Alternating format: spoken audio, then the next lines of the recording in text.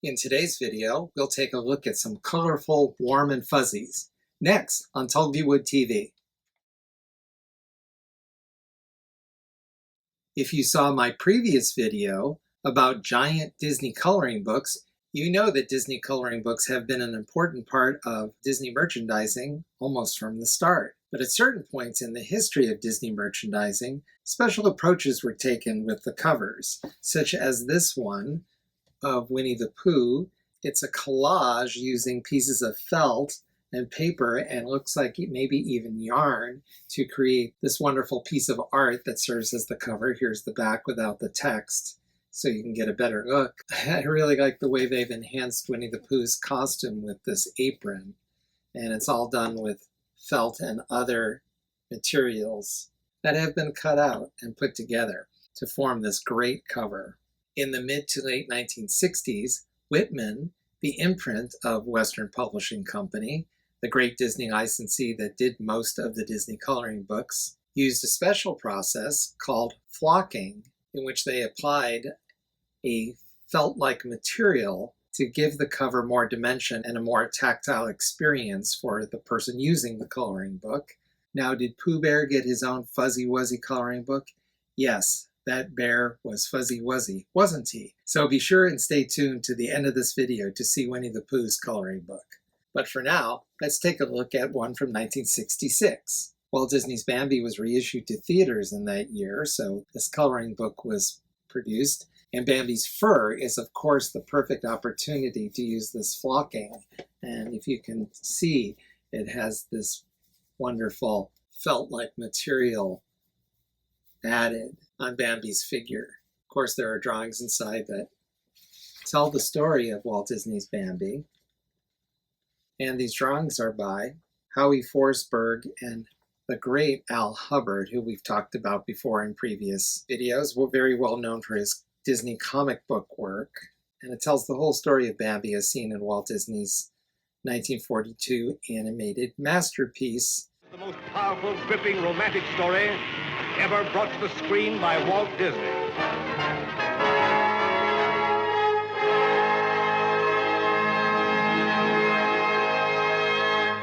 I always like it when I get a copy of these coloring books that have some coloring done, especially when they're so nicely done as they are here. It's really fun to see that. And I'm sure whoever was doing the coloring used Whitman crayons. As mentioned in that previous video, Whitman did issue its own crayons, and of course, they're recommended for this book. Now, it wasn't just for Disney coloring books that Whitman used this special process. It was used on other coloring books as well, especially Christmas-themed coloring books, because of course, Santa's white beard and his red fur suit lent itself to have some flocking. And by the way, if you're enjoying this video, don't forget to give it a thumbs up, and I appreciate all the likes that you, the viewers, have been giving these Tulgey TV videos. Now, you know from my previous video that Disney live-action films were featured in coloring books too, such as this example, Johnny Tremaine. It has these great drawings, as always. The standard-sized Disney coloring books were no exception, and they were even featured among the coloring books with the flocked covers. So in 1968, What comedy fantasy was released that lent itself perfectly to the flocked covers? Blackbeard's Ghost.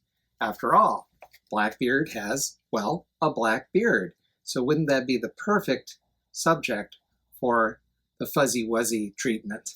But as it turns out, no, his beard is not flocked, but his beautiful pirate outfit, on the cover here, it's red, unlike the blue in the film, is what is flocked, and that includes his hat.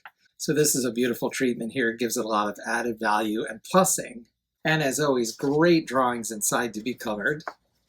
And again, this is one that has been already colored. At least some of the pages have been very beautifully done. I'm sure whoever did the coloring used their Whitman crayons.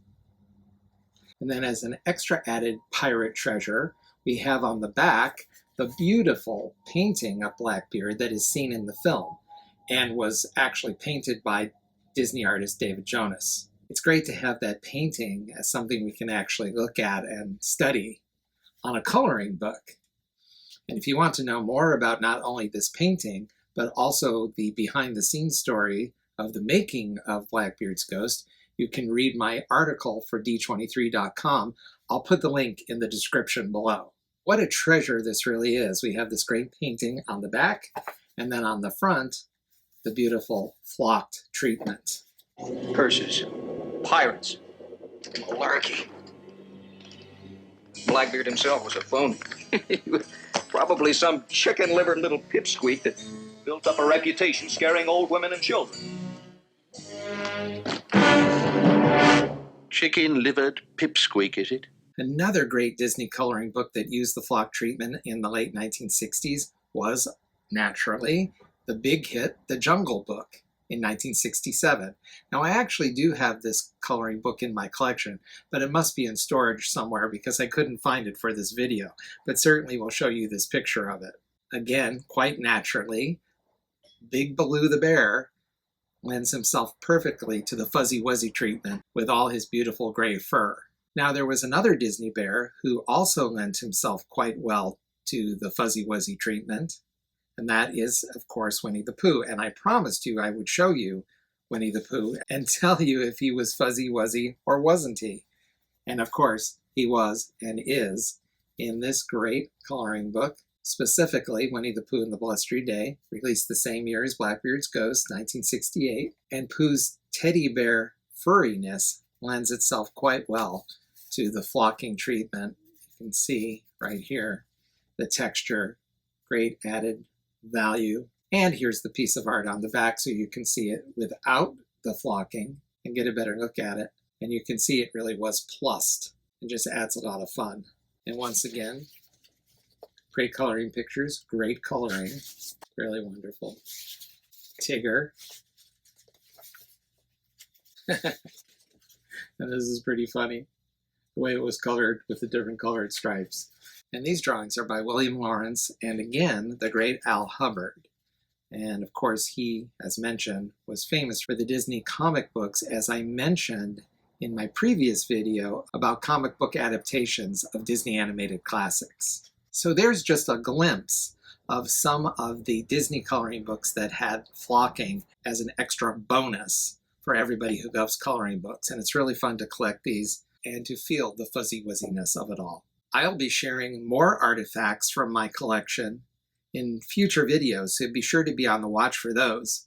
But please be with us next time when we'll be joined by Chuck Bartowski, Dr. Sheldon Cooper, Mike Ross, and of course, Doogie Howser, MD. They'll be here to discuss the challenges of interpersonal relationships with the intellectually gifted in a presentation titled, Hey Genius, Get Over Yourself. See you then.